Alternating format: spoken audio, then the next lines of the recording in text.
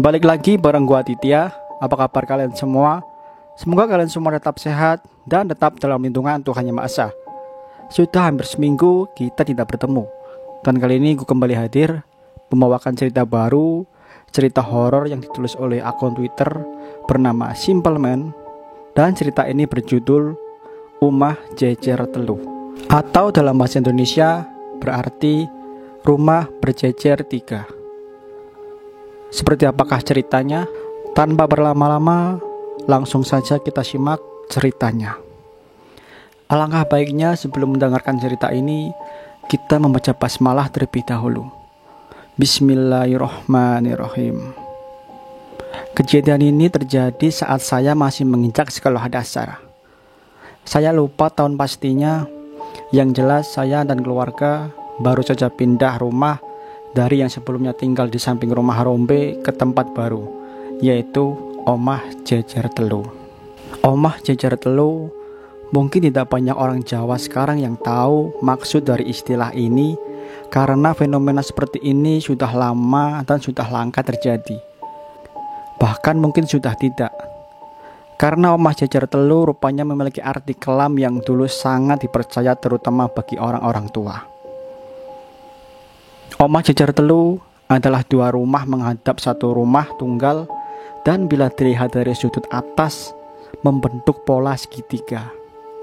Hal inilah yang membuat orang-orang tua di tempat saya sangat menentang pembangunan rumah baru ini, karena dikhawatirkan membentuk pola segitiga yang dapat mendatangkan musibah bagi dua rumah lain. Kalau kata kakek saya, ngundang braung. Braung sendiri itu penggambaran dari makhluk hitam menyerupai genderuwo, tapi bola matanya sebesar tampah. Jadi makhluk ini lebih besar lagi, dan biasanya dia memiliki satu rumah untuk ditempati. Balik ke rumah baru, dua penghuni yang sebelumnya sebenarnya sudah menentang pembangunan ini, tapi tidak bisa berbuat apa-apa karena bagaimanapun pembangunan ini dinyatakan sah. Selidik demi selidik, pembangunan rumah baru ini rupanya untuk rumah kos dari pabrik gula. Terlibatnya pihak pabrik membangun rumah ini membuat banyak warga curiga bila pembangunan ini disengaja untuk membuat istilah Omah Jejer Telu ini terwujud. Tapi sayangnya tidak ada orang yang memiliki bukti hal ini. Lagi pula ini hanya istilah gaib yang tidak dapat dibuktikan. Hal yang membuat warga semakin curiga sebenarnya adalah lokasi. Lokasi yang dipilih pihak pabrik adalah dua rumah paling tua di desa saya. Tapi sekali lagi, tidak ada yang bisa membuktikan maksud dibangunnya rumah ini, karena nyatanya pembangunan tetap berlanjut. Bisa dibilang terbentuklah istilah ini dari dua rumah tua dengan satu rumah baru yang berbentuk pola segitiga. Hal ini diperparah dengan salah satu rumah tua tepat di halaman rumahnya terdapat kuburan keluarga. Konon setiap malam Jumat, satu dari dua nisan ini bisa terbang. Tapi hal ini tidak terlalu menakutkan bila dibandingkan dengan cerita-cerita selanjutnya. Cerita nisan terbang sendiri sudah banyak disaksikan oleh warga yang berjaga.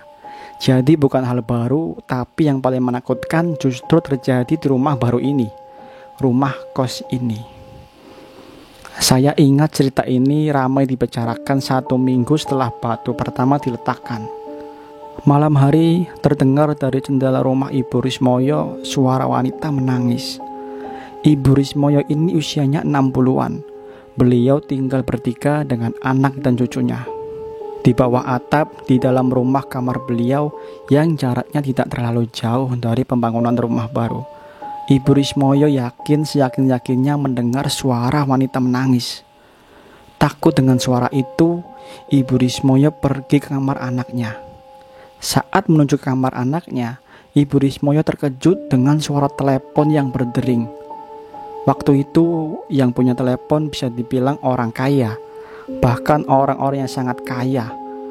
TV saja tidak banyak orang yang punya. Bisa dibilang Ibu Rismoyo ini orang berada.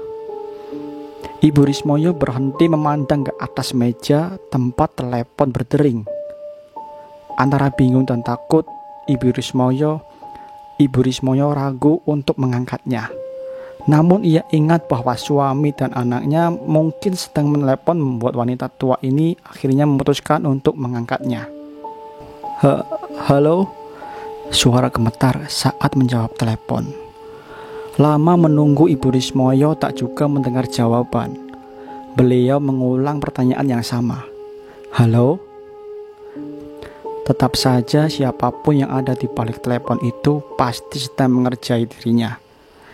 Tapi saat itu Ibu Rismoyo mau menutup telepon tersebut, suara tangisan dari wanita itu terdengar. Lirih sekali sampai membuat wanita tua ini penasaran. Halo Mbak, begitulah Ibu Rismoyo bertanya. Saat itu barulah suara di ujung lain itu menjawab. Ngapunten, kula nyuwun tolong. Kaget, Ibu Rismoyo mencoba menunggu. Anak kula sik tas edu, Bu. Kula nyuwun tulung, jenengan benjing sirami kembang nggih, ben anak kula esok tenang, nggak ganggu jenengan sak keluargi. Atau dalam bahasa Indonesia berarti, anak saya baru saja meninggal, Bu. Saya minta tolong Anda siram kuburannya dengan air bunga, biar dia bisa tenang dan tidak mengganggu keluarga Ibu.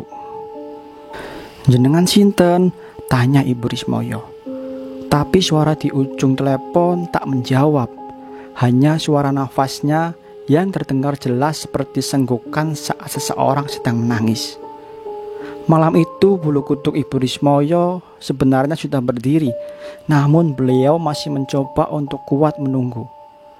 Saat itulah suara menangis yang sebelumnya terdengar lirih berubah menjadi suara tawa, cekikikan. Ibu Rismoyo ketakutan sekali sampai langsung menutup telepon. Tapi tak lama kemudian suara telepon kembali berdering. Ibu Rismoyo merasa ada yang mengawasi dirinya. Di ruang tengah dalam kondisi lampu dimatikan, Ibu Rismoyo berdiri mematung melihat telepon yang terus-menerus berdering. Akhirnya setelah berpikir bahwa mungkin memang ada yang sedang mengerjai beliau, Ibu Rismoyo memberanikan diri mengangkat telepon sambil membentak. Sekali lagi hening.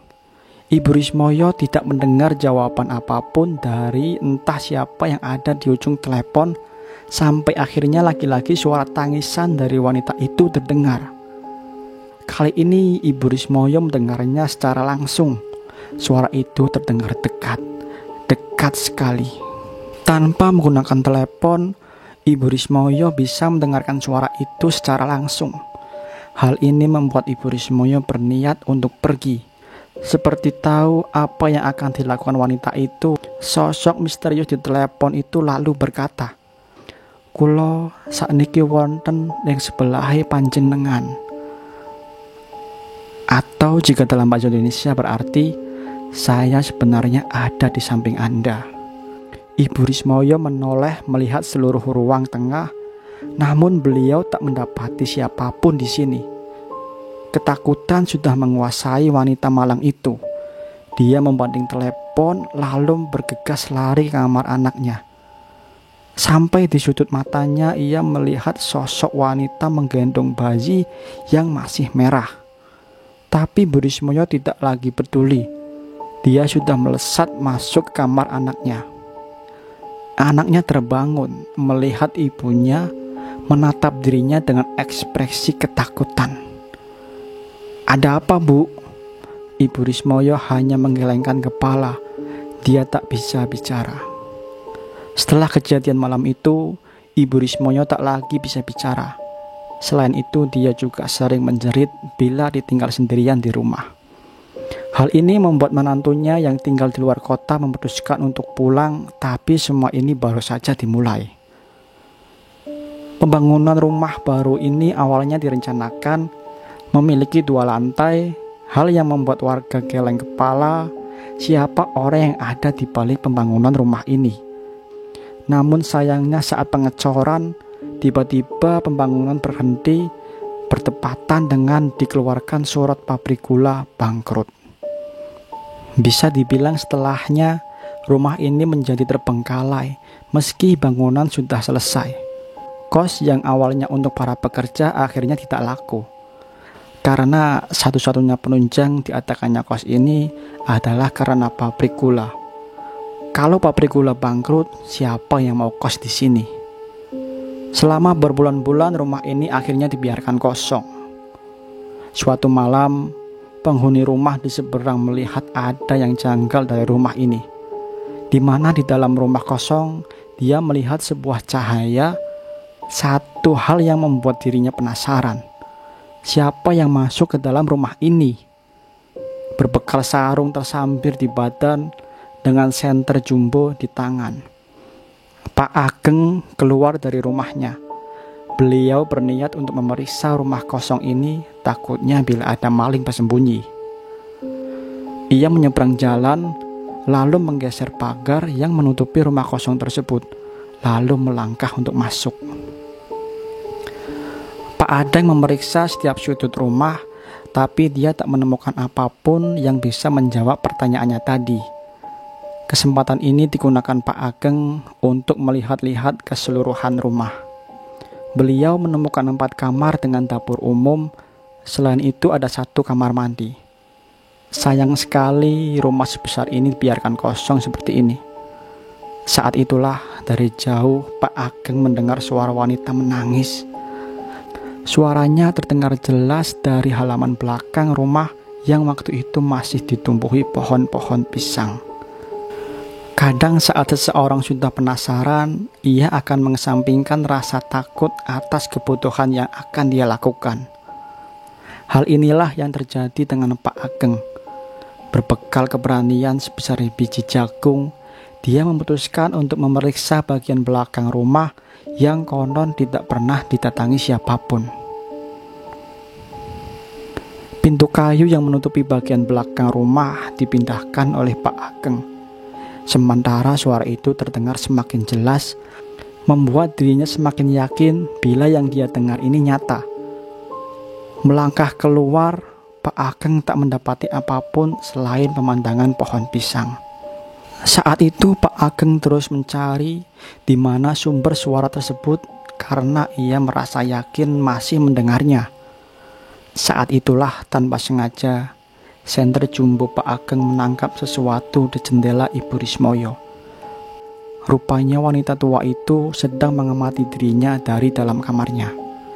Pak Ageng akhirnya memutuskan untuk mendekati jendela Ibu Rismoyo yang sedang melihat dirinya dari balik kaca hitam. Ada yang aneh dengan wanita tua ini. Pak Ageng belum pernah melihat beliau mengerai rambut panjangnya sembari menempelkan wajahnya dengan 2 tangan tepat di kaca. Tepat berdiri di hadapannya, Pak Ageng akhirnya mengetuk kaca jendela wanita tua itu yang sama sekali tidak bergerak. Bu, sampean ndelok opo toh? Kok sampai koyo ngene? Atau dalam bahasa Indonesia berarti, Bu, Anda ini sedang lihat apa? Kok sampai kayak gini? Ibu Rismoyo masih melihat Pak Ageng. Saat itulah Ibu Rismoyo tersenyum menyeringai kepada Pak Ageng yang membuat lelaki paruh baya itu merasa ada yang ganjil dengan wanita tua di hadapannya ini. Ibu Rismoyo seperti mengatakan sesuatu, namun Pak Ageng tidak bisa mendengar dengan jelas maksud ucapannya. Ibu Rismoyo terus mengetuk-ngetuk kaca dengan telunjuknya. Butuh waktu lama untuk Pak Ageng tahu kalau Ibu Rismoyo sedang berusaha mengatakan nang burimu atau di belakangmu. Pak Ageng terdiam mematung. Suara tangisan itu kini terdengar semakin jelas. Subuh, Pak Ageng ditemukan oleh Mbak Nani saat sedang menyapu halaman depan. Ia menemukan lelaki paruh baya itu kejang-kejang. Ramai orang yang datang mencari tahu apa yang sebenarnya terjadi. Tapi saat Pak Ageng ditanya, dia hanya bisa menjawab dengan kosakata tidak lengkap atau gagap. Ia menyebut Anin sambil menunjuk-nunjuk siapapun yang ada di depannya. Semua orang hanya saling melihat satu sama lain, tidak mengerti maksud Pak Ageng. Tapi ketika Ibu Rismio datang mendenguk, Pak Ageng menjerit-jerit menyuruh wanita itu untuk keluar. Mbak Nani merasa tersinggung ibunya diperlakukan seperti itu. Dia berkata bila Pak Ageng tidak tahu terima kasih. Hal ini membuat orang-orang yakin kalau ini adalah tanda-tanda omah jajar telu yang biasanya diawali dengan sesama tetangga saling bermusuhan. Kejadian ini terus berlanjut. Banyak warga menemukan keganjilan yang semakin aneh. Salah satunya menemukan Ibu Rismoyo biasanya berdiri di depan pintu rumah kosong seorang diri, seolah-olah melihat sesuatu. Saat diingatkan, dia akan menoleh sambil nyengir setan yang membuat merinding. Tidak hanya itu, di tengah malam beberapa orang pernah bersaksi bila melihat Pak Ageng sedang bermain-main di got depan rumah kosong seperti mencari sesuatu di sana. Setiap mau didekati, Pak Ageng akan merangkak masuk ke dalam rumah, membuat orang yang melihatnya memutuskan untuk pergi. 2 tahun setelah kosong, akhirnya ada keluarga baru yang mengatakan berniat mengontrak rumah ini. Hal ini disampaikan kepada RT setempat. Meski sempat diingatkan kalau rumah ini tidak beres, keluarga baru ini bersikeras. Katanya dia tidak peduli dengan hal ini. Karena rumah ini sebelumnya selesai ala kadarnya, keluarga baru ini harus sedikit menguras isi dompet untuk memperbaiki di sana-sini. Ia berkata kalau merasa berjodoh dengan rumah ini dan berniat membelinya kalau dia rasa cocok dalam waktu berjangka. Akhirnya Pak RT pun menyerah. Rumah yang sebelumnya terbengkalai kini terlihat lebih baik. Keluarga baru ini terdiri dari seorang lelaki muda, sebut saja Pak Ridwan, bersama istri dan kedua anaknya. Anak sulung berusia 6 tahunan, sedangkan si bungsu masih menyusui. Malam ini adalah malam pertama bagi mereka. Kebetulan kamar di sebelah utara menghadap ke rumah Bu Rismoyo, sedangkan ruang tamu menghadap rumah Pak Ageng. Setiap malam anak bungsunya tidak pernah berhenti menangis. Hal ini membuat Pak Ridwan dan istrinya tidak bisa tidur, sementara anak sulungnya berlarian di ruang tengah. Namun tidak ada yang lebih membuat Pak Ridwan merasa heran saat menemukan Pak Ageng berdiri di gerbang rumahnya, mematung menatap kosong ke arah rumahnya. Hal ini terjadi setiap malam antara pukul 12 malam saat Pak Ridwan menenangkan anaknya di ruang tamu. Bersama istrinya, mereka mengawasi Pak Ageng dari kaca jendela ruang tamu. Takut terjadi hal-hal yang tak diinginkan. Pak Ridwan keluar untuk mengingatkan Pak Ageng, tapi lelaki itu justru tersenyum sebelum melangkah mundur. Belum selesai dengan urusan Pak Ageng, terdengar anak sulungnya berteriak menjerit yang membuat mereka akhirnya berlari untuk melihat apa yang terjadi. Anak sulungnya menunjuk-nunjuk kaca jendela yang ditutupi oleh gorden. Pak Ridwan memeriksa saat melihat di hadapannya ada Bu Rismoyo. Hal ini pun terjadi setiap malam, membuat Pak Ridwan akhirnya menyampaikan protes kepada Pak RT. Membuat mereka akhirnya dikumpulkan di salah satu rumah warga. Di sana Bu Rismoyo menangis, menggelengkan kepala, seolah berkata itu bukan dirinya. Hal yang sama yang dilakukan oleh Pak Ageng. Pak RT menyarankan untuk memanggil kiai untuk membersihkan seisi rumah. Tapi Pak Ridwan tidak percaya dengan hal-hal seperti ini. Dia menolak lalu kembali ke rumah. Hal yang membuat warga merasa semakin geram. Tapi ini akan menjadi penyesalan karena setelahnya kejadian itu terjadi malam itu. Kedua anaknya sedang tertidur lelap. Pak Ridwan melangkah keluar dari dalam kamar. Ia merasa tenggorokannya kering saat dia menuju ke dapur. Dan tiba-tiba terdengar suara seorang wanita sedang menangis.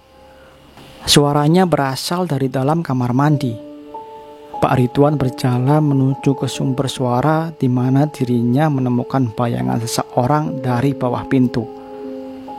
Ragu bila benar-benar ada orang di dalam, Pak Ridwan mendorong pintu melihat siapa yang berada di sana sebelum Pak Ridwan sadar dirinya berhalusinasi. karena dia tak melihat siapapun ada di dalam kamar mandi. Anehnya, ia masih saja mendengar suara wanita menangis. Pak Ridwan melangkah masuk melihat isi di dalam bak mandi, namun sesekali lagi dirinya tak menemukan apapun. Saat ia berbalik, Pak Ridwan menapati istrinya menggendong si bungsu. "Dek, ngapain?" tanya Pak Ridwan. Istrinya tidak menjawab. Ia takut masuk ke dalam kamar mandi sembari bergumam seorang diri. Ia menimang-nimang si bungsu sebelum menenggelamkan tubuh anaknya ke dalam bak mandi. Salah satu hal yang membuat Pak Ridwan langsung mendorong wanita itu. Sambil memegang kepalanya, istri Pak Ridwan menjerit, menangis sekeras mungkin. Pak Ridwan merasa keheranan. Dia berteriak apa maksudnya dia melakukan hal gila tersebut. Sesaat kemudian istrinya melihat Pak Ridwan menunjuk-nunjuk Pak Ridwan sambil berkata, "Deloken anakmu." Pak Ridwan melihat si bungsu yang ada di pelukannya, dan saat itulah dia baru menyadari bahwa yang ia gendong rupanya bukan anaknya. Lebih menyerupai bayi yang terlihat seperti seonggok daging berlumuran darah. Pak Ridwan melempar benda itu dan berlari menuju ke tempat istrinya. Pak Ridwan masuk ke dalam kamar, tapi tak mendapati kehadiran istri dan kedua anaknya. Hanya kamar kosong dengan pemandangan di jendela di mana Bu Rismoyo sedang melihat dirinya. Sadar rumah ini membuat dirinya gak waras, Pak Ridwan berlari keluar rumah. Di sana dia melihat istri dan kedua anaknya sedang berdiri melihat Pak Ridwan dengan tatapan cemas. Malam itu juga mereka menjelaskan semua kejadian ini kepada Pak RT, yang keesokan harinya memutuskan untuk memanggil Kiai. Apakah semua berakhir sampai di sini? Sepertinya tidak. Cerita Omah Jajar Teluk ini belum selesai. Masih ada part yang selanjutnya. Jadi jika kalian ingin tahu cerita selanjutnya, kalian bisa klik dulu tombol subscribe dan aktifkan juga loncengnya agar kalian tidak ketinggalan ketika channel ini upload video baru. Dan jika kalian suka dengan cerita ini, kalian bisa klik tombol like. Jangan lupa share ke teman-teman kalian. Dimanapun kita berada, sudah sepatutnya kita saling menghormati dan tidak mengganggu satu sama lain. Jaga perkataan, jaga perbuatan. Sampai jumpa di cerita selanjutnya.